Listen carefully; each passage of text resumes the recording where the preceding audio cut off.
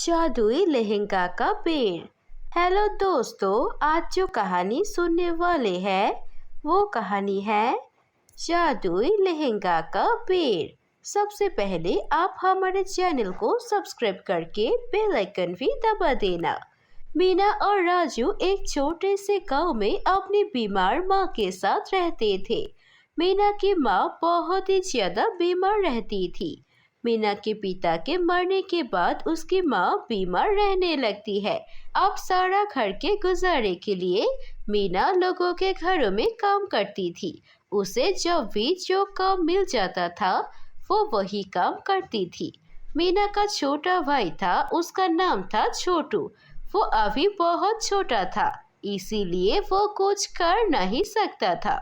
हर दिन की सुबह की तरह मीना नींद से उठ के घर का सारा काम करती है और फिर अपने बीमार माँ और छोटे भाई को खिलाती है, खुद खाती है और बोलती है, देखो माँ, आज मैं नया काम ढूंढने के लिए जा रहा हूँ। मेरे पास जो काम था वो काम से अब मेरा मालिक ने मुझे निकाल दिया है। मेरे जगह पर किसी और को ले लिया है, इसीलिए आज आने में देर हो जाएगी। तो तुम दोनों के लिए मैंने ज्यादा खाना बना के रखा है, वो खाकर सो जाना। और हाँ छोटू, तू माँ का अच्छे से ध्यान रखना। अब मैं चलती हूँ। देख बेटी, मेरे कारण तुझे कितना मेहनत करना पड़ रहा है। पहले तेरे पिताजी हमें छोड़कर चले गए, अब मैं भी बीमार पड़ गई हूँ। ये पूरे घर का जिम्मेदारी अब तेरे कंधे पर आ चुका है। मुझे ये बिल्कुल पसंद नहीं है, लेकिन मैं कुछ कर भी तो नहीं सकती। कैसे बोझ बन के तेरी मेहनत का कमाई खा रही हूँ। मुझे माफ़ कर दे बेटी। माँ, ये आप कैसी बातें कर रही हो? मैं आपकी बेटी हूँ ना। अगर मैं आपका बेटा होता तो भी क्या आप मुझसे ऐसे ही बातें करते? अगर आपका बेटा आपके लिए कमा सकते हैं तो अपनी बेटी क्यों नहीं? आप चिंता मत कीजिए, कोई ना कोई काम आज मैं ढूंढ ही लूंगी।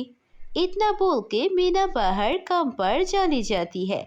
बहुत देर तक ढूंढने के बाद भी उसे कोई काम नहीं मिलता है। अरे अब मेरा क्या होगा?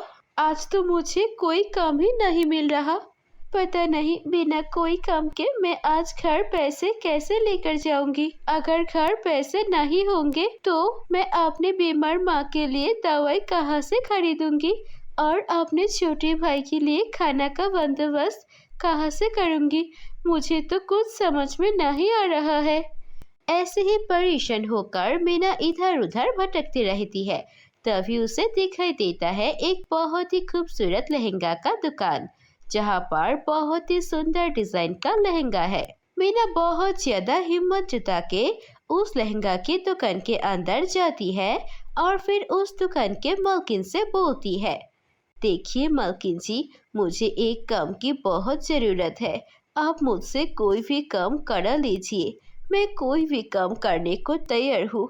मुझे बदले में बहुत कम पैसे देंगे तो भी चलेगा। मेरे घर में मेरी बीमार माँ है और एक छोटा भाई है। उनकी जिम्मेदारी अब मेरे कंधे पर है। मुझे एक काम की बहुत ज़रूरत है।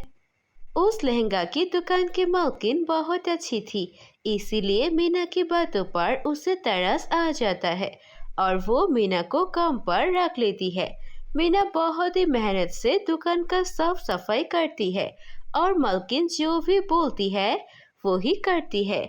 मालकिन को पहले दिन ही मीना का काम बहुत पसंद आती है। मीना, आज शाम हो चुकी है, ये लो तुम्हारा आज का पैसा। और हाँ, अपने माँ को मेरी तरफ से नमस्ते बोलना। मीना बहुत खुश होती है। उसके मालकिन से पहले कभी भी उसे किसी ने इतने प्यार से काम पर नहीं रखा था और न ही किसी ने ऐसे अच्छे से बात किया था। हर कोई हमेशा मीना पर गुस्सा ही करता था। मीना खुशी खुशी वो पैसे लेकर घर चली जाती है। घर आने के बाद अपनी माँ के लिए दवाई और छोटे भाई के लिए खाना खरीद के लाती है। ऐसे ही अब मीना उस मालकिन के लहंगा की दुकान में काम करने लगते हैं। कुछ दिन बहुत अच्छे से गुजर जाता है। एक दिन अचानक उस दुकान में एक बहुत ही लालची औरत आती है। वो औरत बहुत ही ज्यादा बुरी थी। वो चोरी चुपके से कुछ लहंगा चुरा के जाने वाली होती है। तभी मीना उसे देख लेती है और उस औरत को रोक लेती है। वो औरत पकड़े जाने के डर से कुछ ना कहते हुए दुकान से चुपचाप चली जाती है। और वो औरत बाहर जाने के बाद सोचती है, इस लड़की की इतनी हिम्मत। मैं इस दुकान में कितने दिनों से चोरी कर रही हूँ, लेकिन किसी ने भी मुझे नहीं पकड़ पाया था। लेकिन आज इस लड़की की वजह से मैं पकड़ जाने से बच गई, थोड़ी देर के लिए। अब इससे सबक सिखाना ही पड़ेगा। अगले दिन रात को जब सब लोग दुकान से चली जाते हैं, तब वो औरत आके उस दुकान की सारे लहंगा को चुरा लेती है। और जब सुबह मीना काम पर जाती है और उसके मालकिन देखती है उसके दुकान में कोई भी लहंगा नहीं है। ये देखकर वो बहुत गुस्सा होती है। तभी वो औरत बोलती है, अरे अगर ऐसे काम वाली रखोगी तो ऐसा ही होगा।